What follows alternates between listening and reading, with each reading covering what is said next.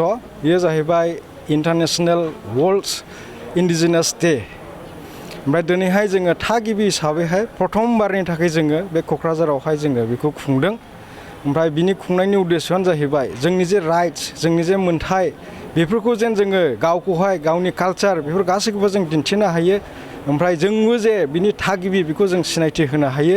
नै बेफोरनि थाखाय जों खुंदों। आरो लोगोसे जोङो बे प्रग्राम खालामनायजों लोगोसे जोङो मेम'रेन्डामबो भारतनि प्रधान मन्त्रि, हम मिनिस्टार आरो चिफ मिनिस्टार आरो BTCनि चिफ बिथांमोननोबो जोङो दिनैहाय DCनि दारैहाय मेम'रेन्डामखौ गथायनाय जादों। आरो बे मेम'रेन्डामाव जोंना मोनब्रै डिमान्ड दङ। मोनसेया जाहैबाय बड'लेण्ड, ओमफ्राय मोनसेया जाहैबाय Assam land and revenue regulation act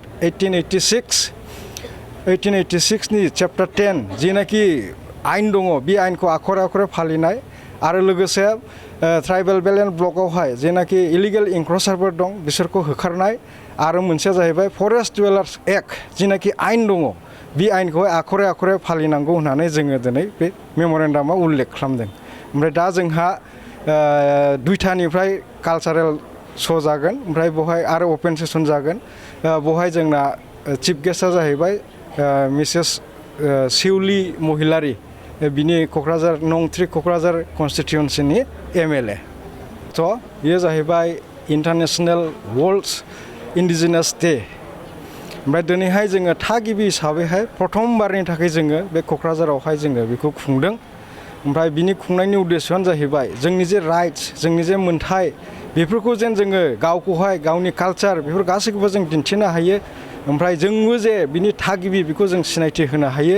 नै बेफोरनि थाखाय जों खुंदों। आरो लोगोसे जोङो बे प्रग्राम खालामनायजों लोगोसे जोङो मेम'रेन्डामबो भारतनि प्रधान मन्त्रि, हम मिनिस्टार आरो चिफ मिनिस्टार आरो BTCनि चिफ बिथांमोननोबो जोङो दिनैहाय DCनि दारैहाय मेम'रेन्डामखौ गथायनाय जादों। आरो बे मेम'रेन्डामाव जोंना मोनब्रै डिमान्ड दङ। मोनसेया जाहैबाय बड'लेण्ड, ओमफ्राय मोनसेया जाहैबाय Assam land and revenue regulation act 1886 नि चेप्टार 10 जिनाखि आयेन दङ, बे आयेनखौ आखरे आखरे फालिनाय। आरो लोगोसे ट्राइबेल बेल्ट एन्ड ब्लकआवहाय जेनाखि इलिगेल इंक्रचारफोर दं बिसोरखौ होखारनाय। आरो मोनसेया जाहैबाय फरेस्ट डुवेलार्स एक्ट जिनाखि आयेन दङ, बे आयेनखौहाय आखरे आखरे फालिनांगौ होननानै जोङो दिनै बे मेम'रेन्डामाव उल्लेख खालामदों। ओमफ्राय दा जोंहा 2टानिफ्राय कालचारेल श' जागोन, ओमफ्राय बेवहाय आरो अपेन सेसन जागोन। बेवहाय जोंना चिफ गेस्टआ जाहैबाय मिसेस शिउलि महिलारि, बिनि क'क्राझार नं 3 क'क्राझार कनस्टिटिउन्सिनि MLA।